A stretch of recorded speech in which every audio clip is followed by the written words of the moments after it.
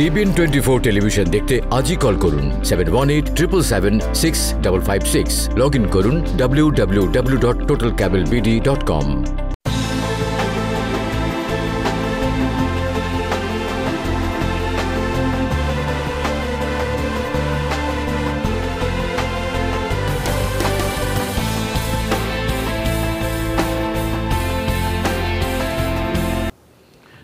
সুপ্রিয় দর্শক, সবাইকে স্বাগত জানাচ্ছি টিভিএন 24 টেলিভিশন আয়োজিত নিয়মিত অনুষ্ঠান টিভিএন অ্যানালিসিস। আমি হাবিব রহমান আছি আপনাদের সাথে। আশা করি আপনারা যেখানে আছেন, বাসায় বসে যারা সরাসরি দেখছেন, যারা ফেসবুক লাইভে দেখছেন এবং যারা পরবর্তীতে ইউটিউবে দেখবেন, সবাই ভালো আছেন, সুস্থ আছেন, নিরাপদে আছেন আমাদের সাথে, অর্থাৎ টিভিএন 24 টেলিভিশনের সাথে। বরাবরের মতো অনুষ্ঠানটি একটি বিষয় থাকবে যেটি নিয়ে আমরা বিশদভাবে আলোচনা করব। আপনাদের অনুরোধের পরিপ্রেক্ষিতে এবং বিভিন্ন সময় আমরা যে প্রশ্ন পাচ্ছি তার উপর ভিত্তি করে আমরা প্রতিটি পর্ব তৈরি করি। আজও তার ব্যতিক্রম হবে না। অনুষ্ঠানটি যাদের ভালো লাগবে, স্পেশালি যারা ফেসবুকে দেখবেন এবং ইউটিউবে দেখবেন, আপনার অনুষ্ঠানটি শেয়ার করতে ভুলবেন না, লাইক করতে ভুলবেন না, প্রশ্ন থাকলে প্রশ্ন জানাবেন এবং মন্তব্য থাকলে মন্তব্য জানাবেন। যদি ভালো না লেগে থাকে তাহলে থামস ডাউন দিতেও ভুলবেন না। আমরা সব কিছুই আপনি সাদরে গ্রহণ করে থাকি। আমি আজকে যে অনুষ্ঠানটি আজকে যেভাবে সাজিয়েছি এবং এই অনুষ্ঠানে আমার সাথে যিনি থাকবেন, চলুন তার সাথে আগে পরিচয় করে দিই। আপনাদের অতি পরিচিত মুখ Mohammad N Majumder, master of laws, New ইয়র্ক। আপনারা তাকে প্রায় দেখে থাকেন, আমাদের নিয়মিত প্যানেলিস্ট। মোহাম্মদ এন মজুমদার, স্বাগত জানাচ্ছি আপনাকে। আশা করি বরাবরের মতো আজও একটি ভালো অনুষ্ঠান হবে এবং আপনি গত এক সপ্তাহ যাবৎ এই বিষয়ের উপরে কথা বলছি এবং বেশ গুরুত্বের সাথে আমরা নিয়েছি এটি এবং এটির পুঙ্খানুপুঙ্খভাবে আমরা আলোচনা করবো একের পর এক। কাজে চলুন বিষয়টি আগে জানিয়ে দিই। বিষয়টি হচ্ছে, প্রথম এবং অন্যতম কথা হচ্ছে অনেকেই জানতে চেয়েছেন যে অ্যাসাইলেম কীভাবে কারা করতে পারেন, অ্যাসাইলেম করার প্রক্রিয়াটি কি, ক্রাইটেরিয়া কি, অর্থাৎ কোন কোন গ্রাউন্ডে এটি হতে পারে এবং তারা এটা কীভাবে করবেন এবং কি কারণে এটি হতে পারে এবং নাও হতে পারে। এরপর বেশ কিছু প্রশ্ন আমরা তুলে রেখেছি যেটি আপনাদের কাছ থেকে পাওয়া এবং আমাদের কিছু প্রশ্ন আমরা তৈরি করেছি যেটির উত্তর দেব।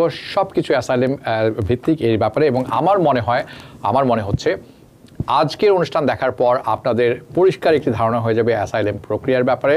আপনি দেশের ভিতরে থাকুন, বাইরে থাকুন, লিগ্যাল থাকুন, ইললিগ্যাল থাকুন, 1 বছর হয়ে থাকে, 1 বছর অতিক্রম হয়ে গেছে, আপনার 21 বছরের বাচ্চা আছে, আপনি একজন মাইনর, আপনি ডোমেস্টিক ভায়োলেন্সের শিকার, আপনি যে কোনো প্রশ্ন থাকুক না কেন, আমরা সবই আপনার জন্য তৈরি করে রেখেছি এবং আপনার আমাদের এই আলোচনার পর আমরা ওপেন করে দিব প্রশ্নোত্তর পর্বে। সেখানে আপনাদের বিভিন্ন প্রশ্ন উত্তর দেওয়ার চেষ্টা করব, ফেসবুক থেকে দেওয়ার চেষ্টা করব এবং চেষ্টা করব আপনাদের ফোনের উত্তর দেওয়ারও দুটি থাকবে। মোহাম্মদ এন মজুমদার, স্বাগত জানাচ্ছি আপনাকে। প্রথমে আমরা যেই অন স্ক্রিন একটি স্লাইড আছে সেটিতে চলে যাব এবং সেটি দেখার পর আপনি এটি ব্যাখ্যা করা শুরু করবেন যে এটি আমরা যেটি দেখছি সেটি হচ্ছে পলিটিক্যাল অ্যাসাইলেম ফ্যাক্ট শিট। এটির অর্থ কী এবং এখানে লেখা আছে ইউ ক্যান কোয়ালিফাই ইফ, আপনি কোয়ালিফাই করতে পারেন যদি। চলুন শুরু করি। হ্যাঁ, থ্যাংক ইউ হাবিব ভাই। এটা অত্যন্ত জনগুরুত্বপূর্ণ একটা বিষয় আজকে উপস্থাপন করেছেন। সো আপনি কোয়ালিফাই করবেন, কোয়ালিফিকেশন প্রসেস আছে আপনার, যেমন 1 বছরের ভিতরে করতে হবে জেনারেল রোল। কারণ জেনারেল রুল যদি 1 বছর হয়ে থাকে, এখানে এক্সেপশন আছে। যদি আপনার 2 বছর পরে করেন বা 3 বছর পরে করেন বা 10 বছর পরেও করেন, মে বি পসিবল, বাট আপনাকে এটা এক্সপ্লেনেশন থাকতে হবে কেন আপনি এত দেরিতে ফাইল করেছেন। আচ্ছা, আমরা এখন দেখছি যে এই যে ইফ ইউ কোয়ালিফাই, চলুন আমরা একে একে যেভাবে আছে যদি আলোচনার স্বার্থে আমরা স্ক্রিনের যে অন স্ক্রিন ডিসপ্লে আছে সেইভাবে যাই তাহলে আমাদের সুবিধা হবে। যেরকম if you can qualify if, আপনি বলছেন if you are from a country where you have undergone persecution.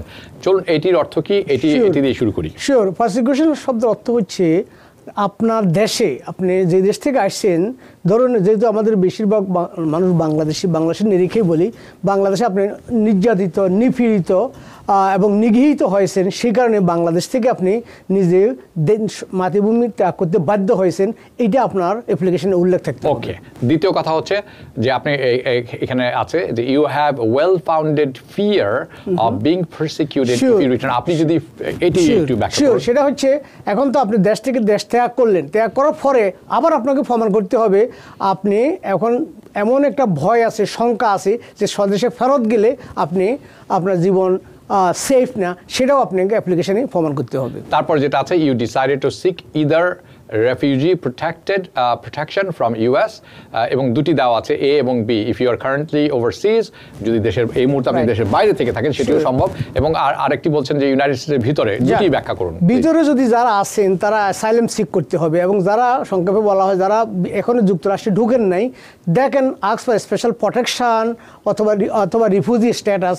So বেশিরভাগ ক্ষেত্রেই যেমন আমরা যদি বাংলাদেশের কথাই বলি, বাংলাদেশের রিফিউজি স্ট্যাটাস বা বাংলাদেশ থেকে আপনি প্রোটেকশন পাওয়ার মতো পরিস্থিতি বাংলাদেশের সৃষ্টি হয় নাই, সেহেতু বেশিরভাগ লোকে যারা বিভিন্ন বর্ডার ক্রস করে আসে এবং ভিজিট ভিসা বা বিজনেস ভিসা নিয়ে আসে, তারাই এখানে অ্যাসাইলাম ফাইল করে থাকেন। চলুন আমরা পরবর্তী স্ক্রিন স্লাইড যেটি আছে এখানে, এখন যে কথাটি কিছুক্ষণ আগে বলছিলেন যে ফিয়ার অফ পারসিকিউশন, এই কথাটি যদি আমাদের সবার জন্য একটু বুঝিয়ে বলুন, কারণ অনেকে অনেক ভুল ব্যাখ্যা করে থাকেন বা অনেকে মনে করেন যে বিভিন্ন জিনিস মনে করে থাকেন, আপনার কাছে শুনবো। শিওর, ফিয়ার অফ পারসিকিউশন অর্থাৎ আপনি যখন স্বদেশে ফেরত যাবেন, সে আপনার ভয় আছে, আশঙ্কা আছে, সে আশঙ্কা এবং ভয় অমূলক নয়, মূলক, এবং এটা ম্যাটেরিয়াল। আপনার এমন কোনো সম্ভাবনা আছে স্বদেশে গেলে আপনাকে হত্যা করা হবে বা গুম করা হবে বা আপনার জীবন হুমকির সম্মুখে, আপনি শুধু ভয় পাইছেন, দ্যাটস নট এনাফ। আপনাকে এমনভাবে প্রমাণ করতে হবে যে দেশে গেলে আপনার জীবন সেফ না, ইউ উইল বি কিল্ড। ওইটাকে বলে জীবনের ভীতি আছে, জীবন হারানোর ভয় আছে। এখানে আমরা পরবর্তী যে স্লাইডটি আছে সেখানে চলে যাব, এবং এখানে আপনি বলছেন যে 5টি গ্রাউন্ড, এই 5টি গ্রাউন্ড যদি আমরা বাংলায় বলি 5টি কারণ থাকতে হবে।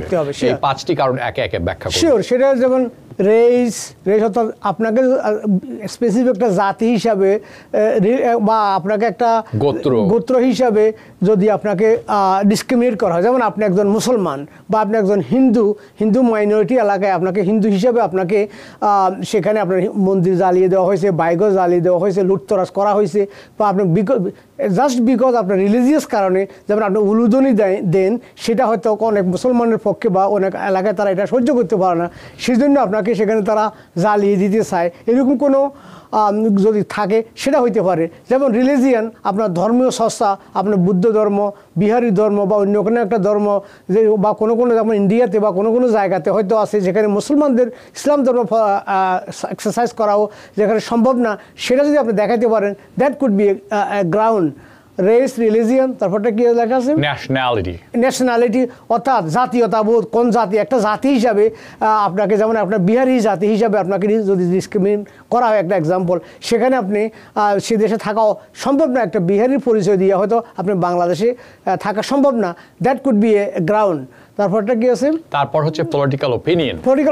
শিওর, সেটা হলে সবচেয়ে বড় জিনিস। যেমন আপনি বিএনপি করেন বা আপনি জামাত ইসলাম করেন বা আপনি অন্য একটা দল করেন, আওয়ামী লীগ করেন, কোনো ক্ষেত্রে সেই দল করার কারণে একটা স্পেসিফিক গ্রুপ আপনাকে সেই সহ্য করতে পারে না, এবং ইভেন কি ইনার গ্রুপের ভিতরেও একটা ডিফারেন্ট ওপিনিয়নের কারণে আপনাকে সেখানে একটা গ্রুপ আপনাকে হত্যা করতে চায়, মারতে চায়, এবং সেই কারণে আপনি দেশ ত্যাগ করছেন। এবং ফিউচার প্রসিকিউশন, এখানে একটা জিনিস ক্লিয়ার করতে হবে আপনাকে, ফার্স্ট প্রসিকিউশন এবং ফিউচার ফিয়ার দুটোই প্রমাণ করতে হবে। যদি বলা হয় যে অনেক সময় 30 বছর আগে আপনার ভয় ছিল এবং এখনও সেই ভয় এক্সিস্ট আছে, সেটাও আপনাকে প্রমাণ করতে হবে। ওকে, আরেকটি ব্যাপার হচ্ছে membership in a particular social group. Right, যেমন একটা পার্টিকুলার সোশ্যাল গ্রুপ বলতে এভাবে আমরা বলতে পারি, যেমন রোহিঙ্গা গ্রুপ বা একটা বিভিন্ন ছোট জাতি, বিভিন্ন ট্রাইব হিসাবে আপনার দেশে বাস করা, ওই সংশ্লিষ্ট দেশে বাস করা আপনার পক্ষে সম্ভব না, সেটাও একটা হইতে পারে। ওকে, তাহলে এবার চলো, আমার বেশ কিছু প্রশ্ন আমি তুলে রেখেছি আপনার জন্য, সেই প্রশ্নগুলো আমি তুলে ধরবো। আমি তাহলে অ্যাসাইলাম করব কিভাবে?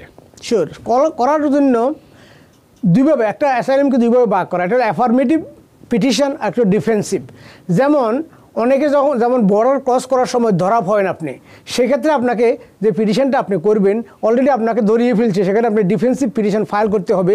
ওই পিটিশনগুলো ফাইল করা অত্যন্ত কষ্ট, কারণ আপনি অনেক সময় আপনার কারাগারে বন্দি থাকা অবস্থায় সেখানে আপনি ফাইল করতে হয়, যদিও সেখানে কিছুটা রিসোর্স দেওয়া হয়, কীভাবে করবেন ফর্ম দেওয়া হয়, এবং কিছুটা গাইডলাইন দেওয়া হয়, বা অন্যান্য কয়েদি আছে যারা দীর্ঘদিন ওখানে থাকে, তারা লাইব্রেরিতে শিখে, সেখান থেকে একটা ইনিশিয়াল পিটিশন করা হয়, সেটা হলো ডিফেন্সিভ পিটিশন।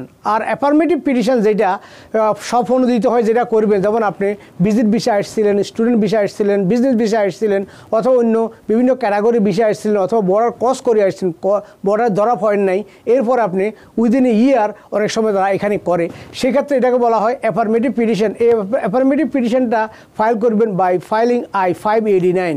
সেক্ষেত্রে এই ফর্মটা অনেক লেংদি, এটা যদি কেয়ারফুলি যদি না জানিয়ে পিটিশনটা ফাইল করা হয়, এটাকে বলে আত্মঘাতীর সমান। কারণ অনেক ক্ষেত্রে আপনার এটা পিটিশনটা হয়ে থাকে, যখন হিয়ারিং শুরু হয় দেখা গেল এখানে আপনি কোথাও লিখছেন যে আপনি নিপীড়িত হয়েছেন, নির্যাতিত হয়েছেন, জেল খাটছেন।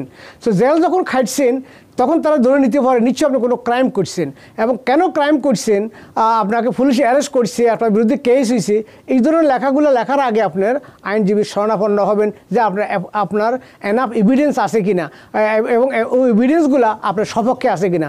ধরুন আপনি লিখলেন যে কোনো আপনাকে ভুয়া কোনো একটা হত্যা মামলা আসামি করা হয়েছে, হত্যা মামলা আসামি যখন করা হয়েছে সে কেসের মামলা থাকতে হবে, এবং এটা মামলা ডিসপোজাল হইতে হবে।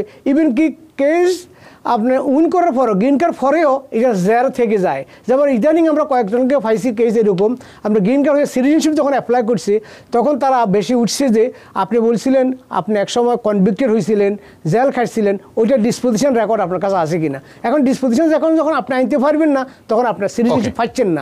আমি যাবো এই প্রসঙ্গে, কারণ এই ব্যাপারে একটি প্রশ্ন আছে, আমি শুধু জানিয়ে রাখতে চাই আপনাকে। সজিবুর রহমান উনি দেখছেন, উনি জানিয়েছেন যে উনি আপনাকে ভোট দিয়েছিলেন নির্বাচনের সময় কাউন্সিলম্যান। আর দিনা খান, আপনাকে ধন্যবাদ, আমি ভালো আছি। আপনার প্রশ্নটি আমি নিয়ে রেখেছি, কিছুক্ষণ পরে আলোচনা করব। দ্বিতীয় প্রশ্ন হচ্ছে, আমি অ্যাসাইলাম করতে পারবো কিনা, অ্যাপ্লাই করতে পারবো কিনা, আবেদন করতে পারবো কিনা যদি আমি ইউনাইটেড স্টেটসে আমি এখানে ইললিগালি থেকে থাকি। শিওর। সো এটা আমি আনসারটা বলবো ইয়েস অর নো। সো এটা ইনহাউস আপনার পছন্দের অ্যাটর্নির সাথে বসিয়ে আপনাকে এটা কনসাল্ট করে নিতে হবে, বিকজ লটা অলওয়েজ আমি বলতে চাই সেটা law is always there is a rule, there is exception, এবং এক্সেপশনের ভিতরে আবার এক্সেপশন থাকে। সুতরাং এটা কিছু ইস্যু আছে এখানে। আমি যদি বলি যে আপনি ফায়ারবেন না, দ্যাট কুড বি রং। আপনি ফায়ারবেন বললে দ্যাট কুড বি রং। আমরা এখানে জেনারেলাইজ কতগুলো কোশ্চেনের উত্তর দিয়ে থাকি যাতে মানুষ কিছুটা আইডিয়া পায়। এটা অনেকটা শিক্ষণীয় এডুকেশনাল পারপাসে করা হয়, কমিউনিটিকে প্রমোট করা হয়, কমিউনিটিকে জানান দেওয়া হয়, বাট এখানে আমরা কোনো লিগ্যাল অ্যাডভাইস দেওয়ার এখতিয়ারও নাই, দিও না। সুতরাং কিছু ক্ষেত্রে করা সম্ভব, কিন্তু তার এক্সেপশন কিছু রুল আছে, সাধারণত না। ওকে, আরেকটি ব্যাপার হচ্ছে যে আমি কি অ্যাসাইলামের আবেদন করতে পারবো কিনা যদি আমি কোনো ক্রাইমে কনভিক্টেড, দোষী হয়ে থাকি? শিওর, সে ডিপেন্ড করে অলসো ক্লাস অফ আপনার crime, nature of the crime, conviction কীরকম হয়েছে। যেমন আপনি সিগারেট বিক্রি করতে গিয়া ভায়োলেশন খাইছেন, বা কোনো সময় একটা মাইনর শপ টিফটিংয়ের জন্য আপনার সিডিসি বা এলসিডি বা সামান্য কোনো অপরাধ সামান্য দণ্ডিত হয়েছেন, দ্যাট কুড বি ওকে। বা গ্র্যান্ড লার্সানি বা কোনো ফেলনি যদি করে থাকেন, দ্যাট কুড বি, এবং ওই ফেলনি কি কোন গ্রাউন্ডে কেন করছিলেন, সো এটাও বিস্তারিত আলোচনার বিষয়। That could be waiver. যদি এমন কোনো সিচুয়েশনে আপনি অ্যাসাইলাম ক্রাইম করছেন, এটা ওই ক্রাইমটাও সাপ্রেস করিয়েও আপনি অ্যাসাইলাম পাইতে পারেন। সে ব্যাপারে আপনি এক্সপার্ট ওপিনিয়ন নিতে হবে, সামনে কথা বলতে হবে। ওকে, আমি যখন প্রশ্ন হচ্ছে, যখন একজন আবেদন করে থাকবেন অ্যাসাইলামের, উনি তার স্পাউস এবং বাচ্চাদের জন্য এটি প্রযোজ্য কিনা, ওনারা পাবেন কিনা? শিওর। যদি অ্যাপ্লিকেশনের সময় যখন I-589 সেখানে শুধু আপনার পিতা মাতা, ভাই বোন, আত্মীয় স্বজন, যেটা ইমিডিয়েট রিলেটিভ, আপ এবং ডাউন সবার নাম এখানে লেখার কোনো কলাম আছে। যদি আপনার I-589 ফ্যামিলির নাম থাকে, অটোমেটিক্যালি আপনি অ্যাপ্রুভ হলে ওনারাও অ্যাপ্রুভ হবে। ইভেন কি তারা যদি বাংলাদেশেও থেকে থাকে, বহির্বিশ্বে থেকে থাকে, তারা পরে ফলো টু জয়েন I-730 ফাইলের মাধ্যমে তারা আসতে পারবে। এখানে অনেক সমস্যা আছে। অনেকে বিবাহিত সত্ত্বেও বলে বিবাহিত না, আপনি সিঙ্গেল হিসাবে অ্যাপ্লাই করছেন, বা আপনার ভাই বোন 13 জন আছে কিন্তু ওদের নাম দেন নাই, সেক্ষেত্রে পরবর্তী এটা could be A problem. Okay, SK Sheikh উনি জানতে চাইছেন যে অ্যাসাইলাম ডিসিশনের মানে হাউ লং গেট ডিসিশন। আমি বুঝতে পেরেছি আপনার প্রশ্ন, কত সময় লাগে, এটি আমাদের প্রশ্নের মধ্যে আছে, কিছুক্ষণের মধ্যে জানতে পারবেন। আর একজন আছেন ইয়াসমিন আক্তার, উনি জানতে চাইছেন, আপনার প্রশ্নটি হচ্ছে যে সেকশন 8 ভাউচার সম্বন্ধে, কিন্তু আপনি প্রশ্নটি বলেননি, কাজে প্রশ্নটি তুলে ধরবেন, আমরা চেষ্টা করব উত্তর দেওয়ার। আমি ফিঙ্গারপ্রিন্ট হতে কত সময় লাগে, আমি when will I need to be fingerprinted, কখন আমার ফিঙ্গারপ্রিন্ট লাগবে আমি অ্যাসাইলাম আবেদন করার পর? Thank you. সো এই কোশ্চেনটা অনেক জটিল উত্তর দেওয়া, কারণ দেখা গেছে অনেকে অ্যাপ্লিকেশন করার 6 মাসের ভিতরে 3 মাসের ভিতরে ফিঙ্গারপ্রিন্ট আসছে। ইদানি কয়েকজন আমরা অ্যাপ্লাই করছি 6 মাসে হয় নাই, গতকালকে ইন্টারভিউর তারিখ আসে গেছে। আবার অনেক দেখা গেছে আরও 4 বছর আগে অ্যাপ্লাই করছে, এখনও তার ইন্টারভিউ আসে না, ফিঙ্গারপ্রিন্টও হয় নাই। ইমিগ্রেশনে লক্ষ লক্ষ অ্যাপ্লিকেশন, এবং এটাকে ঢেলে সাজানোর প্রতিজ্ঞা আছে আমাদের জো বাইডেনের। জনবল ডাবল করা হবে এবং ফাইন্যান্সিয়াল ডাবল দেওয়া হবে। তো কবে দিবি এখনও আমরা জানি না, বাট স্টিল নাও এটা ডিপেন্ড করে কোন সার্ভিস সেন্টার আছে, কোন অফিসারের কাছে আছে। It could be 6 month, it could be 6 ইয়ার, এটা ডিপেন্ড করে। ওকে, এখন আমরা জানি যে অ্যাসাইলাম আবেদন করলে আপনাকে সিকিউরিটি চেক আপ করা হয়, অন্যান্য এছাড়াও কি অন্যান্য ক্রিমিনাল অথবা সিকিউরিটি চেক হয়ে থাকে কি না? Sure, absolutely. যে কোনো গ্রিন কার্ড প্রদান প্রক্রিয়ায় এটা ম্যান্ডেটরি FBI আপনার ক্লিয়ারেন্স এবং সমস্ত ব্যাকগ্রাউন্ড চেক করিয়ে দেওয়া হয়। তবে প্রাইমারি ফেসি প্রাথমিকভাবে যখন অ্যাসাইলাম করা হয় ওই সময় এটা অত ডিপলি করা হয় না, এবং এই কারণে দেখা গেছে অনেক সময় অ্যাসাইলাম অ্যাপ্লিকেশন করার অ্যাপ্রুভ হওয়ার পরেও আবার এটা রিভোকেশন প্রসিডিংয়ে দিয়ে দিচ্ছে যে এটা আমরা রংলি অ্যাপ্রুভ করেছিলাম, লেটার আমরা ফাইন্ড আউট করছি যে তোমার বিরুদ্ধে এইটা আছে ওইটা আছে। সো বি কেয়ারফুল, কারণ অ্যাসাইলাম অ্যাপ্রুভের পরেও অ্যাসাইলাম এটা রিভোক করার সম্ভাবনা থাকে যদি তথ্যগত ভুল থেকে থাকে। ওকে, আমি এই ফাঁকে জানিয়ে রাখতে চাই, শুভ দাস, আপনার প্রশ্নটি আমি নিয়ে রেখেছি, কিছুক্ষণ পরে তুলে ধরবো। আমার পরবর্তী প্রশ্নটি যেটা হচ্ছে যে আমি যখন অ্যাসাইলামে অ্যাপ্লাই করেছিলাম তারপরে আমার একটি সন্তান আছে যার 21 বছর বয়স পার হয়ে গেছে, এখন কি হবে?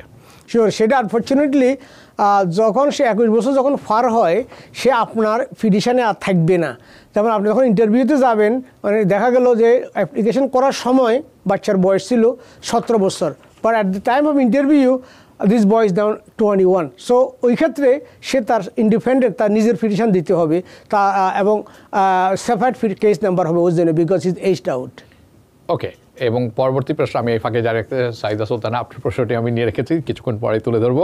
এখন যে প্রশ্নটা আমাদের ভাই কিছুক্ষণ আগে করেছিলেন সেই প্রশ্নটা আমি তুলে ধরছি, সেটা হচ্ছে যে অ্যাসাইলাম প্রসেসটি কত সময় লাগে সাধারণত? ইয়েস, সে অ্যাগেন এটা অত্যন্ত দুরূহ একটা কোশ্চেন। ইতিপূর্বে আপনি যখন ট্রাম্প ডিফেকচারের আগে, ট্রাম্পের প্রশাসনের শেষের দিকে ছিল লাস্ট কাম ফার্স্ট সার্ভিস, অর্থাৎ যারা সর্বশেষ ফাইল করবে তাকে সবার আগে রাখতো। ওই সময় দেখা গেছে 4 মাসের ভিতরেও কতগুলো ডিসপোজ আপ হয়েছে। আবার বর্তমানে অনেককে শুনবেন 13 বছর আগে অ্যাপ্লাই করছে, এখনও ওয়ার্ক পারমিট পায়, তাকে ডাকে না। আবার অনেকে বলে দেখা হয় 8-9 বছর হয়েছে ওর ফাইল পায় না। সুতরাং আমি যেটা একটু আগে বলছিলাম, ইমিগ্রেশন একটা সাগর পাহাড়ের মতো, অনেক কেস, অনেক মামলা। সো এটা কতদিন সময় লাগবে সেটা প্রেডিক্ট করা যায় না, এটা ডিপেন্ড করে আপনি কোন সময় ফাইল করলেন, কে আপনার এটা অ্যাডজুডিকেশন করতেছে এটার উপরে। ওকে, এবং অনেকে জানতে চান যে অ্যাসাইলামের যে লটি আছে, যে ল ধারাগুলি আছে বা আইন আছে, এটি সম্বন্ধে আমি একটু জানতে চাই, কোথায় জানতে পারবো? শিওর। সো এটা সাধারণ মানুষ আইন ফরিয়া অর্থ বুঝা অত্যন্ত দুরূহ। তবে আপনার যদি বেসিক আইডিয়া থাকে, আপনি গুগল ক্রমে গিয়ে আপনি সার্চ করতে পারেন uscis.gov। আমার মনে হয় USCIS ভালো জায়গা, মেইন রিসোর্স। সেখানে গিয়ে আপনি asylum application nuts and bolt সেখানে বলা আছে, who qualify, how you qualify, what form to file. এবং দেখেন অ্যাপ্লিকেশনও একটা দেখা গেল যে আপনি নিজে নিজে করতেছেন, এটা ইজ ভেরি ভেরি ইম্পর্ট্যান্ট। আপনি যে কোনো লোকে দিয়ে এটা করা ঠিক না। ইভেন কি অ্যাপ্লিকেশন করার অ্যাড্রেসটাও কিন্তু বিভিন্ন সময় বিভিন্ন রকম হয়, ডিপেন্ড করে আপনি কোন স্টেটে আছেন। এখন আপনি যদি নিজে এখন আমি বললাম যে USCIS-এর ওয়েবসাইট গিয়ে আপনি করেন, ইট উইল বি 99% টাইম এটা পিটিশন রং হবে। আমরা স্ট্রংলি অ্যাডভাইস করি আপনারা আপনার পছন্দের লয়ারের মাধ্যমে, পছন্দের অথবা অভিজ্ঞ একজন লয়ারের সাথে আপনি অবশ্যই যোগাযোগ করবেন। আরেকটি একটা হচ্ছে যে এই আমার অ্যাসাইলাম ইন্টারভিউয়ের সময় আমি কি কারো কোনো সাহায্য নিতে পারবো কিনা, সেটি অনেকেই জানতে চেয়েছেন। সেটা ভেরি ভেরি ইম্পর্টেন্ট। আপনি সেখানে গিয়ে আগুনে ঝাঁপ দিবেন না। সেখানে দেখা গেল কি সেলফ ডিরেক্টেড স্টেটমেন্ট হয় এরকম, আপনার কথাই আপনি কোয়ালিফাইড না। সেজন্য আপনাকে একটা অ্যাসাইলাম যাওয়ার আগে 1 সপ্তাহ 2 বা কয়েকদিন আগে আপনার অ্যাটর্নি আপনাকে প্রিপেয়ার করতে হবে কী ধরনের কোশ্চেন আপনি ফেস করার সম্ভাবনা আছে, কীভাবে উত্তর দিবেন, এবং সেটা কনসিস্টেন্ট কিনা। কনসিস্টেন্ট মানে সামঞ্জস্যপূর্ণ কিনা। আপনার স্টেটমেন্টে এক কথা বলা হয়েছে, ওখানে গিয়ে বললেন আরেকটা, দ্যাট ইজ ফরগেট ইট। এটা আমাদের দেশে বলা হয় বিখ্যাত দূরে থাকো কুত্তা সামলান দেন, একরকম কথা আছে না, ওই রকম হয়ে যায়। শেষে কী হয়, আপনার অ্যাসাইলাম তো অ্যাপ্রুভ হবেই না, immigration officer can start a proceeding against you, কারণ দেখা গেল এটা total fraud involve, it's not a joke. সিস্টেমকে ব্যবহার করে আপনি কোনো কিছু নিচ্ছেন কিনা, so it has to be well prepared. Okay, আমি অ্যাসাইলাম আবেদন করতে চাই কিন্তু আমার ইংরেজি অত্যন্ত দুর্বল, আমি কি করব? Sure, not a problem. আপনাকে অপরচুনিটি দেওয়া হয় যে আপনার সাথে ইন্টারভিউটার নিয়ে যাওয়ার জন্য, এবং আপনার খরচেই সেটা যে, এবং ইন্টারভিউটার নিতেও বি কেয়ারফুল। অনেক সময় দেখা গেল আপনি যে কথা বলছেন সেটা ডাইরেক্ট ইংরেজি না করিয়ে সে আরেকটা কথা বলছে। ফর এক্সাম্পল, বেশিরভাগ কথা দেখা হয় আপনি বললাম যে আমি দেশ ত্যাগ করতে বাধ্য হয়েছি, রাইট? So and interpreter উত্তর দিল যে I leave the country. So leave the country or forced to leave the country is a huge difference. অর্থাৎ আমি দেশ ত্যাগ করতে বাধ্য হয়েছি জীবনের ভয়, এখানে উনি বলতেছে দেশ ত্যাগ করছে। দেশ ত্যাগ তো এভরিবডি করে। তো সুতরাং interpretation has to be very very effective and very very correct to the point. আমি আমার ব্যক্তিগত অভিজ্ঞতা থেকে বলতে পারি, অনেক লেবার ডিপার্টমেন্টের কেস যখন ফাইল করেছিলাম, ইন্টারপ্রেটার দেওয়া হয়েছিল। আমি সবাইকে এনকারেজ করেছি যারা ইংরেজি একটু দুর্বল ইন্টারপ্রেটার নিতে, যদিও আমি হাজির ছিলাম, কিন্তু ইন্টারপ্রেটারের যে ভাষান্তর এটি অত্যন্ত দুঃখজনক, বেশিরভাগ ক্ষেত্রে অত্যন্ত দুঃখজনক। আমি জানি না তারা কীভাবে এই কাজটি পান। ওকে, আমার অ্যাসাইলাম গ্র্যান্ট হয়েছে, আমাকে এখন দেশের বাইরে যেতে হবে, হোয়াট ক্যান আই ডু? আমি কি করতে পারি? Very good question. কারণ বেশিরভাগ লোক, দেখুন আপনি যদি অ্যাসাইলামের অ্যাপ্লিকেশন বলে থাকেন আমার দেশে আমি fear of prosecution, well founded fear of prosecution, সে এগুলা লিখছেন, দেশে গেলে আমাকে হত্যা করা হবে, মারি ফেলা হবে, গুম করা হবে, আবার সেই দেশেই আপনি আবার যাচ্ছেন। অন ইউর ওয়ে ব্যাক যদি অ্যাসাইলামে ফোর্ট অফ এন্ট্রিতে আবার ঢুকার সময় যদি স্মার্ট অফিসার হয়, they can send you back, cross your green card. কারণ এই ব্যাপারে আপনি যাওয়ার আগে আপনি আইনজীবীর সহযোগিতা নেবেন। There are some way to do it, but এটা আমরা এখানে ওপেন টেলিভিশন ডিসকাস করতে চাই না। সো বি কেয়ারফুল, আপনি যে দেশ থেকে নির্যাতিত হয়েছেন সেই দেশে আবার ফিরে যাইতে বি কেয়ারফুল। ওকে, একটি শেষ প্রশ্ন এই ব্যাপারে, সেটি হচ্ছে আমার বয়স 18 বছরের নিচে, অর্থাৎ আমি মাইনর, আমি কি অ্যাসাইলামের আবেদন করতে পারি কি না? না, সেক্ষেত্রে আপনাকে স্টেট কোর্টে গিয়া গার্ডিয়ানশিপ নিতে হবে, একজন গার্ডিয়ানের মাধ্যমে যেটাই করেন সেটা করতে হবে যখন আনটিল 21 না হওয়া পর্যন্ত। আচ্ছা, আমার আরও বেশ কিছু প্রশ্ন আছে, সেটি আমি পরে আলোচনা করবো। দু একটি প্রশ্ন আমি এখনই তুলে ধরতে চাই। দিনা খান, উনি বলছেন যে হাবিব ভাই কেমন আছেন? ভালো আছি, আপনাকে আগে জানিয়েছি। উনি বলছেন যে ওনার 5 বছর পূর্ণ হওয়ার 3 মাস আগে যদি সিটিজেনশিপের অ্যাপ্লাই করা হয়, ও সেই ব্যক্তি দেশে গিয়ে 6 মাস থাকেন, তাহলে কি এটি ডিনাই হবে কি না? কত হলো, আপনি কি অ্যাপ্লিকেশন ফরে যাচ্ছেন দেশে নাকি আগে গেছেন? ওনার কথা শুনে মনে হচ্ছে যে 5 বছর পূর্ণ হওয়ার 3 মাস আগে উনি অ্যাপ্লাই করে তারপর দেশে গিয়ে। দেশে না যাওয়ার জন্য আমি স্ট্রংলি এনকারেজ করি, কারণ যখনই আপনি দেশে অ্যাপ্লিকেশন করার সময় তো আপনি বলছেন যে কয়বার দেশে গিয়েছেন, আপনি ফিউচারে যাবেন সেটা বলার কোনো স্কোপ এখানে নাই। এখন আসার পরে যখন ইন্টারভিউতে যাবেন তখন ফার্স্ট কোশ্চেন জিজ্ঞাসা করা হয়, ওখানে আবার জিজ্ঞাসা করে যে অ্যাপ্লিকেশন পেন্ডিং থাকাকালীন কোনো বিদেশে গেছেন কিনা, আপনি তো বলতে হবে ইয়েস। যখন ওই ইয়েস বলবেন তখন আর ইন্টারভিউতে আর বেশি আগাবে না, কারণ ওই দেশ সংশ্লিষ্ট দেশ থেকে আবার ক্লিয়ারেন্স আসতে হবে সেখানে কোনো ক্রাইম করেছেন কিনা। সেই জন্য নেহাত প্রয়োজন না হলে আপনি ওই অ্যাপ্লিকেশন পেন্ডিং থাকাকালীন অন্য দেশে না যাওয়াই ভালো। জি, আমি শুভদাস আপনার প্রশ্নটি এখন তুলে ধরবো, কিন্তু তার আগে সাইদা সুলতান আপনাকে বলছি, আপনি যদি, আমার মনে হয় আপনি দেখেন আমাদের অনুষ্ঠানটি নিয়মিত যদি দেখে থাকেন, আমরা বেশ কয়েক মাস আগে একটি অনুষ্ঠান করেছিলাম, সেখানে বলেছিলাম কয়েকটি উপায় আছে যেখানে আপনার অ্যাপ্লিকেশন ডিনাই হবে না। তার বেশ কয়েকটি আপনি লঙ্ঘন করেছেন, কিছুক্ষণ পরে এই আলোচনা থাকবে। আমি মনে করি এটা সবার জানা উচিত এবং এটি সহজেই নিরাময় যদি আপনি একটু প্রোঅ্যাক্টিভ হয়ে থাকেন, সেটি আমরা আলোচনা করব। শুভদাস জানিয়েছেন যে ওনার বোনদের জন্য, ওনার মা গ্রিন কার্ড হোল্ডার এবং তার বোনদের জন্য অ্যাপ্লাই করেছিলেন, আবেদন করেছিলেন। তাদের যারা 21 বছরের নিচে ছিলেন এই সময়, তাদের একজন এখন 21 বছর হয়ে গিয়েছে। সেপ্টেম্বর 2020-তে অ্যাপ্লিকেশন ডকুমেন্টারি কোয়ালিফাইড জানুয়ারি 2021। এখন তারা তারা অপেক্ষা করছেন ইন্টারভিউর স্কেজুলের জন্য। তো ওনার প্রশ্ন হচ্ছে, do we have to apply for CSPA before interview? Please answer. আমি হাইলি এনকারেজ করবো কাফসা রুলের আওতায় এজ আউট প্রোটেকশন করার জন্য, পিটিশন দেওয়ার জন্য। তবে ওখানে রুলটা হচ্ছে যখন 21 বছর হয়েছে তখন ভিসা অ্যাভেলেবল ছিল কিনা, বাট লুক লাইক ওই সময় ভিসা অ্যাভেলেবল ছিল না, শুধুমাত্র ডকুমেন্টারি কোয়ালিফাই হয়েছে। বাট এই ব্যাপারটা ক্লিয়ার না, এইটা গ্রে এরিয়া আছে। আমরা এরা হয়তো আপনাকে ভিসা দিতেও পারে, যদি ভিসা নাও দেয়, এরা যদি আনমেরিড থাকে তারা ওই যারা ছোটো বাচ্চা তারা চলে আসবে, ওনারা আর 2 বছর পরে আসবে। সুতরাং আপনি কাফসা পিটিশনটা দেওয়া ভেরি ভেরি ইম্পর্টেন্ট, এবং আশা করি তারা অ্যাকসেপ্ট করবে এবং আপনার এইজড আউট বাচ্চাটাও আসতে পারবে। ওকে, আমি যাব ফোনে, আমাদের সাথে ফোনে অনেকে আছেন। কি আছেন আমাদের সাথে ফোনে? আপনি কি শুনছেন? হ্যালো, জি শুনছি, বলুন। আসসালামু আলাইকুম হাবিব ভাই। ওয়ালাইকুম সালাম, বলুন। আমি মোহাম্মদ বলছিলাম ব্রোঞ্জ থেকে। বলুন। জি ভাইজান, আপনি তো এখন সোনার হরিণ হয়ে গেছেন, আপনাকে তো দেখাই যায় না। আমি চেষ্টা করছি, বিভিন্ন কাজে ব্যস্ত থাকি, আমি দুঃখিত। আরো আপনি যে 2-1 দিন অন্তত উইকলি 2 দিন বা 3 দিন উপস্থাপনা করেন। করব, ধন্যবাদ আপনাকে। আচ্ছা, আমার প্রশ্নটা হলো আনএমপ্লয়মেন্ট নিয়ে। আমার এক বোন টেক্সাসে থাকতো, তো ওখান থেকে জব চলে গেছে, তা আনএমপ্লয়মেন্ট পাইছে, এখন নিউ ইয়র্কে চলে আসছে। তো এখন ওনার ওই আনএমপ্লয়মেন্টও বন্ধ হয়ে গেছে। তো এখন উনি এখানে আনএমপ্লয়মেন্টের জন্য কি নিউ ইয়র্কে অ্যাপ্লাই করতে পারবে কিনা এবং কিভাবে করা যাবে? ওকে, আচ্ছা, ধন্যবাদ আপনাকে। যদিও আজকের এই আনএমপ্লয়মেন্টের বিষয়ে অনুষ্ঠানটি নাই, এটি ইমিগ্রেশন বিষয়ক, আমি চেষ্টা করবো আপনার প্রশ্নটা দেওয়ার। টেক্সাসে আনএমপ্লয়মেন্ট আছে CWA আমার মনে হয় নামে পরিচিত, অত্যন্ত কঠিন, অত্যন্ত কঠোর। ভালো হয়েছে উনি এখানে নেই, because they are not helpful. তাদের মেডিকেয়ার হেল্পফুল, খুবই আনহেল্পফুল, এবং তাদের unemployment so is Florida. Okay, উনি নিউ ইয়র্ক স্টেটে উনি অ্যাপ্লাই করতে পারবেন। ইয়াস, ওনার ওয়েবসাইটে যে অ্যাপ্লাই করতে হবে, ওনার যদি কাজ না থেকে থাকে, এবং ওনাকে বলতে হবে উনি কোথায় কাজ করতেন, এই সমস্ত জিনিসপত্র তারা চেয়ে পাঠাবে, এবং ওখান থেকে যে কাগজপত্র আছে সেটা তারা ট্রান্সফার করে নিয়ে আসবে, তারা সেটি দেখতে পারবে সোশ্যাল সিকিউরিটির মাধ্যমে। এটা খুব একটা জটিল প্রসেস না, তাদেরকে কল করে করতে পারেন, অনলাইনে করতে পারেন। আমার মনে হয় উনি যেহেতু কাজ করতেন, এটা খুব সহজ ব্যাপার।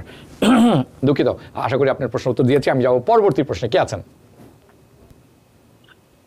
জি হাবিব ভাই, আমার নাম মাসুদ, আমি সানিসার থেকে বলতেছি। হ্যাঁ মাসুদ ভাই, অনেকদিন পর আপনি ফোন করেছেন, আপনার কথা মনে আছে? হাবিব ভাই, আপনাকে সবসময় দেখি, বলতে পারি না অনেক সময়। আমি আনন্দিত যে আপনি অনেকদিন পরে হলে ফোন করেছেন।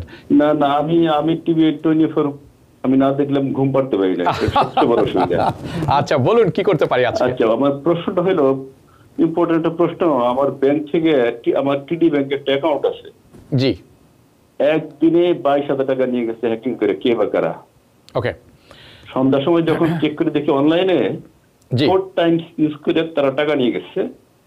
টিডি ব্যাংকে কল দেই, আপাতত জিনিসটা জানাইলাম। পরদিন সকালে টিডি ব্যাংকে গেলাম, বললাম, তারা আমার 3,000 অর্থাৎ 3100 টাকা রাখে বাদ বাকি টাকা 1 সপ্তাহ মধ্যে রিটার্ন করছে। ওকে, 3100 টাকা তারা এখন দিতে পারবে না। পুলিশকেও জানাইলাম, সবকিছু করলাম। এখন আমার কি করণীয় আছে বা আপনাদের কাছে কি করতে পারি এটা জানালে। প্রথম কথা হচ্ছে আমরা খুবই দুঃখিত যে আপনার এটি আপনার সাথে হয়েছে, কিন্তু আনন্দিত একটি কারণে, সেটি হচ্ছে অনেক পয়সা কিন্তু চলে গিয়েছিল আপনার। আমি সাধুবাদ জানাই, আপনার প্রোঅ্যাক্টিভ হওয়ার ফলে আপনি বেশ কিছু টাকা ফেরত আনতে পেরেছেন। এখনো 3,000 3,500 পাওনা রয়ে গেছে। মোহাম্মদ এন মজুমদার আছেন, এই ধরনের অনেক ঘটনার মোকাবেলা করেছেন, শুনবেন তার কাছে। শিওর, এটা আমার মনে হয় ব্যাংকের স্টাফেরা কমিঙ্গেলিং অর্থাৎ মিক্স আপ করে ফেলছে অ্যাকাউন্ট ট্রান্সফার করার সময়। সামথিং যেহেতু টাকা তারা ফেরত দিয়েছে, সুতরাং ইটস ইজি। অনেক ক্ষেত্রে দেখা যায় এটা ব্যাংক গার্নিশমেন্ট করে। আপনার কাছে যদি কোনো ক্রেডিট কার্ডের ফাওনা থাকতো বা বিভিন্ন কারণে, তখন ওই টাকাগুলো রিকভারি করা অনেক ডিফিকাল্ট, ওই বছর পর বছর রিকভার হয় না। তো আশা করি যেহেতু সব টাকা আপনি পেয়েছেন, বাকি টাকাও আপনি পাবেন। আপনি ব্যাংকের সাথে যোগাযোগ করুন। আর যদি ব্যাংকের স্টাফরা যদি আপনাকে সদুত্তর না দেয়, আপনি ওদের ব্যাংকের হেড অফিসে লিগ্যাল ডিপার্টমেন্টে লিখতে পারবেন অথবা কল দিতে পারবেন। আশা করি এটা রেজলভ হবে। যেহেতু টাকা বাল্ক অফ দি মানি আপনি পাইছেন, বাকিটাও আশা করি তারা রেজলভ করবে, পয়সা পাবেন আপনি। ওকে, এটি যেমন সত্য, আরেকটি কথা হচ্ছে, সেটি হচ্ছে আমার মনে হয়, আমার কেন জানি মনে হচ্ছে এটি ফ্রড না। যদি ফ্রড হতো, এটির অন্য ধারায় যেত, আপনি টাকা কিন্তু এত দ্রুত পেতেন না ফেরত। আমার মনে হচ্ছে এটি একটি মিক্স আপ, যেটি মোহাম্মদ এন মজুমদার জানালেন। আপনি একটু খেয়াল রাখবেন, আপনি যোগাযোগ করবেন, যদি প্রয়োজন হয় আপনি আমাদের সাথে আবার যোগাযোগ করবেন। কুইন্স ডিস্ট্রিক্ট অ্যাটর্নির অফিস পর্যন্ত যদি যেতে হয়, আমরা যাব আপনার জন্য। এই ব্যাপারে আপনার আমি মনে করব আপনি চোখ কান খোলা রাখুন, দেখুন কি হয়। সি দ্য বিল্ড আপ, তারপর আপনি যোগাযোগ করতে পারেন আমাদের সাথে, আমরা চেষ্টা করব। আপনাকে অসংখ্য ধন্যবাদ, টিভিএন নিয়মিত দেখেন সেই জন্য আবারও সাধুবাদ জানাচ্ছি। একটি প্রশ্ন আমি তুলে ধরতে চাচ্ছি, এটি একটি প্রশ্ন, এটি আপনাদের অনেকের জন্য গাইডলাইন হয়ে থাকবে। সাইদা সুলতানা করেছেন, তারপর আমি ফোনে যাবো আবার। সেটি উনি বলছেন যে আমি আমার বোনের জন্য 2020 সালে অ্যাপ্লাই করেছিলাম, 2012 সালে ওরা লেটার পাঠিয়েছিল ফর রিকোয়েস্ট ফর এভিডেন্স, সাধারণত করে থাকে, কিন্তু উনি এটি পাননি লেটার, কারণ উনি মুভ করেছিলেন, উনি অন্যত্র বাসস্থান পরিবর্তন করেছিলেন। তার পরবর্তীতে এর ফলশ্রুতিতে তারা সেন্ট ডিনায়াল লেটার পাঠিয়েছিল 2015 সালে। 2012 সালে উনি মুভ করেছেন, জানাননি কাউকে, ইউএসসিআইএসকে জানাননি, এনবিসিতে জানাননি। 2015 সালে উনি ডিনায়াল লেটার পেয়েছেন এবং আই অলসো নেভার রিসিভড, এটিও ডিনায়াল লেটারও উনি পাননি, কারণ তারপরে উনি আবার আরেকবার মুভ করেছেন। আই চেকড লাস্ট ইয়ার অনলাইনে, উনি যখন চেক করলেন তখন উনি জানতে পারলেন যে তার বোনের কেস ডিনাই হয়ে গেছে। এখন what is the best option for bringing her to USA, appeal or reopen? আমি মোহাম্মদ মজিদ আপনাকে বলবো, প্লিজ। শিওর, এই যে কথাটা, থ্যাংক ইউ আপনি উত্থাপন করার জন্য। এটা কিন্তু অনেক প্রবলেম হয়েছে, বিশেষ করে প্যান্ডামিকের সময় অনেকে 2টা মেলে ফান্ড নেয়, এবং মেলগুলা, কারণ মেলম্যান ছিল অনেক নতুন, অনেক মেলম্যান ছিল ঠিকমতো ডেলিভারি দেয় নাই। 2012 এবং 2015 সালের ঘটনা না, 2020 সালে উনি এখন ডিসকভারি করছে যে আরএফই না, উনি এখন বলছে, উনি 2012 সালে রিকোয়েস্ট ফর এভিডেন্স উনাকে পাঠানো হয়েছিল, উনি অনলাইনে চেক করে দেখছেন, উনি একটি লেটারও পাননি। 2012 সালে উনাকে পাঠিয়েছিল রিকোয়েস্ট ফর এভিডেন্স, উনি পাননি, এবং 2015 সালে ডিনায়াল লেটার পাঠানো হয়েছিল, যেহেতু উনি পাননি কিছু করেনি। এখন উনি কি করবেন? Reopen, reapply? শিওর, এখন বেস্ট অপশন হবে মোশন টু রিওপেন। যে কথাগুলো বললেন যে আপনাকে কখনো জানানো হয় নাই, এখানে আপনি কোনো কিছু ফান্ড নাই, এটা আপনাকে এভিডেন্সের মাধ্যমে, ডকুমেন্টের মাধ্যমে প্রমাণ করতে হবে আপনি কোনো কিছু ফান্ড নাই। সুতরাং আপনি ইমিগ্রেশনে যারা রিয়েলি এই কাজগুলাই করে, ফ্যামিলি পিটিশন, আরএফই, অ্যাপিল, ওদের একটা লয়ের মাধ্যমে আপনি যদি effective motion to reopen file করেন, এটা ফি হলো 675, আপনার এটা ওপেন হওয়ার খুব বেশি সম্ভাবনা আছে। কারণ এরা সাধারণত motion to reopen I-130 denial ব্যাপারে বেশিরভাগ ক্ষেত্রে 90% টাইমেই মোশন টু রিওপেন অ্যাপ্রুভ হয়। সুতরাং অ্যাপ্রোপ্রিয়েট অ্যাকশন হবে to file a motion to reopen, অথবা আপনি আবার নতুনভাবে ফাইল করতে পারেন। এতে করে আপনি অনেক দীর্ঘসূত্রিতা 2012 সালের কেস আবার এখন ফাইল করলে আবার আপনি কমপক্ষে আরও 8-9 বছর ফিসে চলে যাবেন। সুতরাং আমি স্ট্রংলি এনকারেজ করি আপনি লয়ারের মাধ্যমে মোশন টু রিওপেন ফাইল করতে হবে। ওকে, পারভেজ মুস্তাফিজ ডিকেন্স, আপনাকে অসংখ্য ধন্যবাদ। অনেক সময় এরকম করতে হয়, কিছু করার নেই। আমি যাব ফোনে, কে আছেন জানাবেন। কে আছেন? আসসালামু আলাইকুম। ওয়ালাইকুম সালাম, শুনছি, বলুন। আসলে আমি জানতে চাচ্ছি, আমি লাস্ট ইয়ার আমি আমার হাজবেন্ডের জন্য অ্যাপ্লাই করছি, তো এ পর্যন্ত কোনো অ্যাপ্রুভাল লেটার পাইনি, 1.5 বছর পার হয়ে গেছে।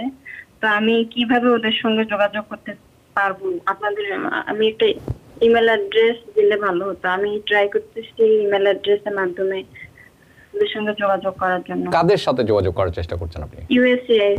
ওকে, জি, ধন্যবাদ। ইউএসসিআইএস যদি আপনার অনলাইনে ফাইল করা হয়, তখন আপনার একটা ইমেল ক্রিয়েট করা হয়, তখন ইমেল এবং পাসওয়ার্ড। এখন যেহেতু ইমেল আপনার ক্রিয়েট করা হয় না, অনলাইনে ফাইল করেন না, যদি ট্রেডিশনাল ফাইল করে থাকেন, রিসিপ্ট নোটিশের নিচে যে অ্যাড্রেস লেখা আছে ওখানে সিডি লিখলে হবে, অথবা আপনি 800 নাম্বার সেখানে লেখা আছে, 800 নাম্বার যখন কল দিবেন তখন আপনার নাম তারা রাখবে, আপনার date of birth, receipt number, এরপরে তারা একটা ডেফিনেটলি আপনি 30 ডেজের ভিতরে একটা রেসপন্স পাবেন কি জানতে চান।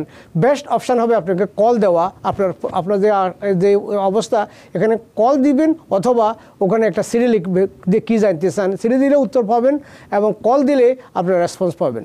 ওকে, একটি প্রশ্ন আমি তুলে ধরতে চাই, উনি বাংলাদেশ থেকে দেখছেন, উনি বলছেন শাহানা আহমেদ, উনি আপনাকে অসংখ্য ধন্যবাদ, আপনি সেখান থেকে দেখার জন্য সালাম দিয়েছেন। ওয়ালাইকুম সালাম আপনাকে। আমি করোনা মহামারীর জন্য F4 ক্যাটাগরিতে যাদের বয়স 21 পার হয়ে গেছে বা যাচ্ছে তাদের করণীয় কি, এবং যাদের ভিসা বুলেটিনে প্রায়োরিটি ডেট কারেন্ট হয়ে গেছে তাদের করণীয় কি?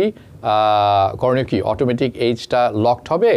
জানাবেন। এবং হাবিব ভাইয়ের সাথে যোগাযোগের কোনো উপায় আছে কিনা, আপনি info@tvn24.in ইমেল পাঠাতে পারেন, আমরা চেষ্টা করবো সেখান থেকে যোগাযোগ করার।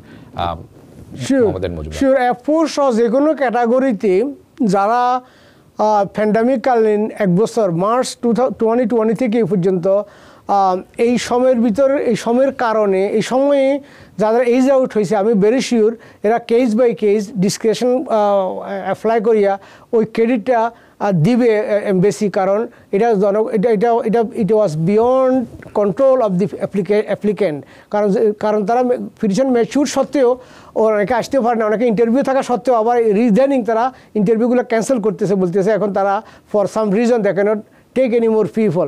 সুতরাং আমি আমার দৃঢ় বিশ্বাস তারা আপনারা বছর বা বছরাধিক সময়ের ক্রেডিট পাবে। ওকে, আরেকটি প্রশ্ন সাংবাদিক আল মামুন, উনি জানতে চাইছেন অ্যাসাইলেম যারা আছেন, অ্যাসাইলেম সিকার যারা আছেন, তারা কি EB3 জন্য অ্যাপ্লাই করতে পারবেন কিনা, EB3 ভিসা?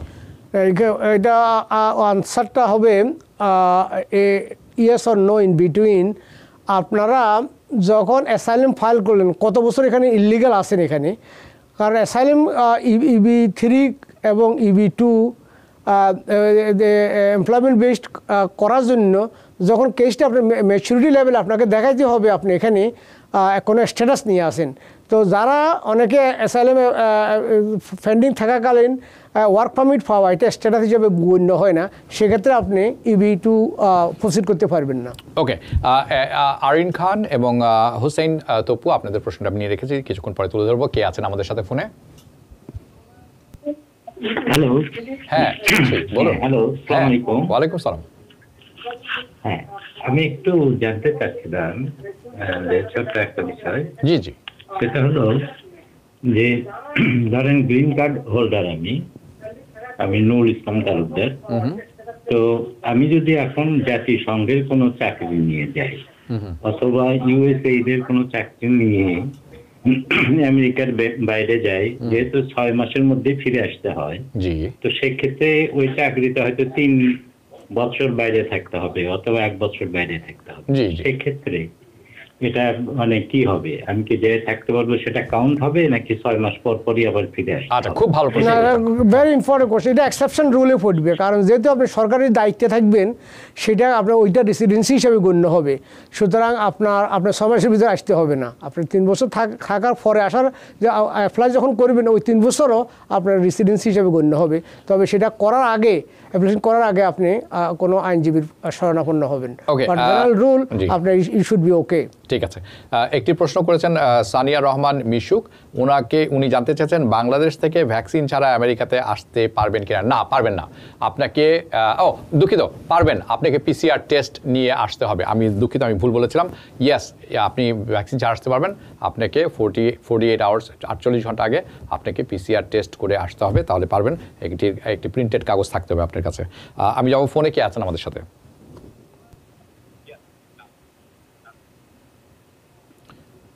আমরা শুনছি, আপনি বলুন। হ্যালো, জি শুনছি। আসসালামু আলাইকুম। ওয়ালাইকুম সালাম। আমার একটা কোশ্চেন ছিল। আমি নিউ ইয়র্ক ব্রন্সে আছি। আমি সিটিজেনশিপ অ্যাপ্লাই করেছিলাম গত জুন মাসে, তারা রিসিভ করছে এবং আমার ফিঙ্গারপ্রিন্টটা ওরা আগেই নিয়ে নিচ্ছে। এখন আমার একটা টিকিট আছে সাবওয়েতে, এটার জন্য কোনো সমস্যা হবে কি? সাবওয়ের টিকিট আছে, সাবওয়েতে টিকিট পেয়েছিলেন আপনি। আচ্ছা, ধন্যবাদ আপনাকে। সাবওয়ে টিকিট আপনাকে কনভিকশন রেকর্ডটা জমা দিতে হবে। সাধারণত এই ধরনের মাইনর ক্রাইমের জন্য কোনো অসুবিধা না হওয়ার কথা। জি, ধন্যবাদ আপনাকে। আচ্ছা, আমি আরিন খান, উনি যে প্রশ্নটি করেছেন, উনি সালাম জানিয়েছেন আমাদের দুজনকে, আপনাকেও সালাম। উনি বলছেন ওনার ভাইয়ের কেস ডিনাই হয়ে গেছে, এর জন্য 29 করেছিলাম অথবা রিঅ্যাপ্লাই করেছিলাম। ফাইলটি জুরিসডিকশনে আছে, লেটার আসছে, how can we fight for this case? আপনি আসলে বিস্তারিত কিছুই জানেননি, আপনার এটি কি কেস, কেন ডিনাই হয়েছে, এটির বিস্তারিত নিয়ে আপনাকে বসতে হবে একজন অভিজ্ঞ অ্যাটর্নির সাথে। কাজে আপনি সেটি করবেন। এখান থেকে আমাদের কোনো কিছু বোঝার উপায় নেই কি কেস, কেন ডিনাই হয়েছে। হোসেন তপু, উনি জানতে চেয়েছেন যে ওনার স্পাউস রিসেন্টলি ওনার পাসপোর্ট রিনিউ করেছেন বাংলাদেশে, but her police clearance certificate is in the old passport, পুরাতন পাসপোর্টে আছে। তো so can I upload old passport police clearance in NVC? I have nothing submitted in NVC yet. আমি কি করব জানাবেন? ওয়েল, সাবমিশনের সময় আপনাকে কেয়ারফুলি সাবমিট করতে হবে। যেমন পুলিশ ক্লিয়ারেন্সের অনেকেই এটা 2 পৃষ্ঠা থাকে। ফার্স্ট পৃষ্ঠা তার থাকে, ফ্যাশনের পৃষ্ঠা শুধুমাত্র একটা সিল থাকে, ওইটা না করলে হবে না। আবার এটা জিপিজি স্ট্যান্ডার্ড এবং স্টাইলটা রিকোয়ারমেন্ট মিট করতে হবে। সো প্রত্যেকটা ডকুমেন্টস যেখানে দেওয়ার কথা সেখানে দিতে পারবে, যদি আপনি দিতে পারেন সেটা টেকনিক্যালি, সে that's fine, you can do it. Okay, কে আছেন আমাদের সাথে ফোনে?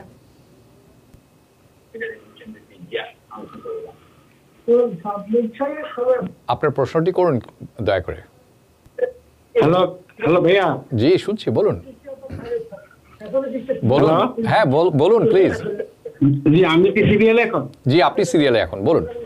ওকে, আচ্ছা ভাই আমি কল করছিলাম বার্জিনারি, আমার নাম আনোয়ার। আমার একটা কোশ্চেন হলো, আমি আমার বোনের জন্য অ্যাপ্লাই করছিলাম 2006-এ।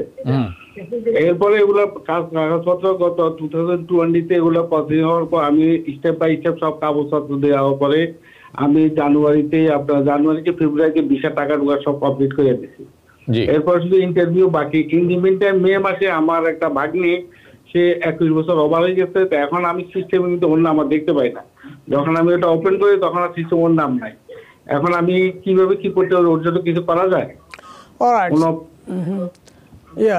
এই ধরনের ঘটনা আমরা বারবারে প্রত্যক্ষ করছি। যখন আপনি অনেকের ভিসা ফি দেওয়ার পরেও ওনাদেরকে ড্রপ করা হয় এই জন্য, কারণ তাদের বয়স যখন 21 বছরের বেশি হয় তখন ড্রপ করা হয়। এক্ষেত্রে আপনি এনবিসিকে সিডি লিখতে পারেন যে 1 বছর বেশি হয়েছে, সেটা ইট ওয়াজ নট হার ফল্ট। 1 বছর পর্যন্ত ভিসাই প্রসেসিং বন্ধ আছে। যদি এটা প্রসেসিং চালু থাকতো তাহলে তারা এই সময় এখানে চলে আসার কথা ছিল। সুতরাং সেক্ষেত্রে তারা ডিসক্রিশনারি প্রসিডিওর অ্যাপ্লাই করিয়ে তাকে রেস্টোর করতে পারে আবার। সুতরাং আপনি ওদের কাছে এই নিয়ে আর্গুমেন্ট করতে পারেন। ওকে, আমার হাতে সময় খুবই একেবারেই নেই, কিন্তু একটি প্রশ্ন এসেছে যেটি আলাপ না করলেই হবে না, কারণ অত্যন্ত গুরুত্বপূর্ণ। পারভেজ মুস্তাফিজ ডিকেন্স, আপনাকে অসংখ্য ধন্যবাদ। উনি জানতে চেয়েছেন মজুমদার সাহেবের কাছে আমার প্রশ্ন, এসআইডিদের FOIA ফ্রিডম অফ ইনফরমেশন অ্যাক্টের আন্ডারে এলিয়েন ফাইলটি রিকোয়েস্ট করলে ফাইনাল ইন্ডিভিজুয়াল হিয়ারিংয়ের আগে প্রস্তুতির জন্য কোনো উপকারে আসবে কি না? অফকোর্স আসতে পারে, কারণ যদি অ্যাসাইলাম অ্যাপ্লিকেশনটা আপনার না থাকে তাহলে আপনার ইন্ডিভিজুয়াল হিয়ারিং প্রিপারেশানে অনেক ভুল হয়ে যেতে পারে। কারণ যে কোর্ট যে হিয়ারিং নিবে তার কাছে কিন্তু ওইটার কপি থাকবে। যদি আপনার কাছে না থাকে দেন আপনি হয়তো 6 বছর 5 বছর আগে কী লিখছেন সেটা আপনি জানেন না। সেজন্য ইমিডিয়েটলি 639 ফাইল করেন, এটা কোনো ফিও দিতে হয় না, ফ্রি। তাহলে যদি আপনার ইন্ডিভিজুয়াল হিয়ারিংয়ের আগে আপনার ফাইলটা আসে সিডি আকারে বা ফুল মেল আকারে, এটা আপনার জন্য অনেক উপকার হবে। মোহাম্মদ আইন মজুমদার, আপনাকে অসংখ্য ধন্যবাদ, অসংখ্য ধন্যবাদ। আপনার কাছে 30 সেকেন্ড সময় আছে, আপনি যদি কিছু যুক্ত করতে চান। শিওর, আমি এটা অপরচুনিটি নিতে চাই, একটা জনগুরুত্বপূর্ণ তথ্য দিতে চাই। আগামী 29শে অগাস্ট, অর্থাৎ এই আগামী পরের রোববারে ফাকচেস্টারে টেনিস্টেনের সাথেই আমরা আমাদের ফাউন্ডেশনের মজুমদার ফাউন্ডেশনের পক্ষ থেকে 1000-এরও বেশি স্কুল ব্যাগ, বুক ব্যাগ আমরা স্টেশনারি সহ জনগণের মধ্যে উন্মুক্তভাবে বিতরণ করব। যদি যারা ওই এলাকায় থাকেন বা দূরেও থাকেন আসতে পারেন। 3টা থেকে 5টার ভিতরে there will be lots of supply, lots of food, stationery give away করা হবে। এটা আমরা ট্রেডিশনালি প্রতি বছরে করে থাকি। সবাই আসবেন এবং দেখা হবে ওই দিন। এছাড়া শুভরাত্রি সবাইকে। আপনারা যারা শুনলেন, এটি যারা ব্রঙ্কসে থাকেন, প্রয়োজন থাকলেও না থাকলেও যাদের প্রয়োজন নেই তারাও যাবেন অন্যদের উৎসাহ দেওয়ার জন্য। আর যাদের প্রয়োজন, কোনো রকম দ্বিধা না করে চলে যাবেন। একেবারেই আন্তরিক পরিবেশে সেখানে অনুষ্ঠানটি হয়ে থাকে। আমি মজুমদার সাহেবকে অসংখ্য ধন্যবাদ জানাচ্ছি এরকম সমাজসেবামূলক কাজে অংশগ্রহণ করার। আমরাও চেষ্টা করি সেখানে থাকার। আপনারা যারা আছেন অংশগ্রহণ করবেন। এইভাবে আমরা কমিউনিটি বিল্ডে একসাথে কমিটি তৈরি করে দিয়ে একসাথে কাজ করে যেতে পারবো বলে আমার বিশ্বাস। আপনারা যে যেখানে থাকবেন ভালো থাকবেন, সুস্থ থাকবেন, নিরাপদে থাকবেন TVN 24 টেলিভিশনের সাথে, কারণ TVN 24 টেলিভিশন বিশ্বজুড়ে আপনাদের কণ্ঠস্বর। শুভরাত্রি।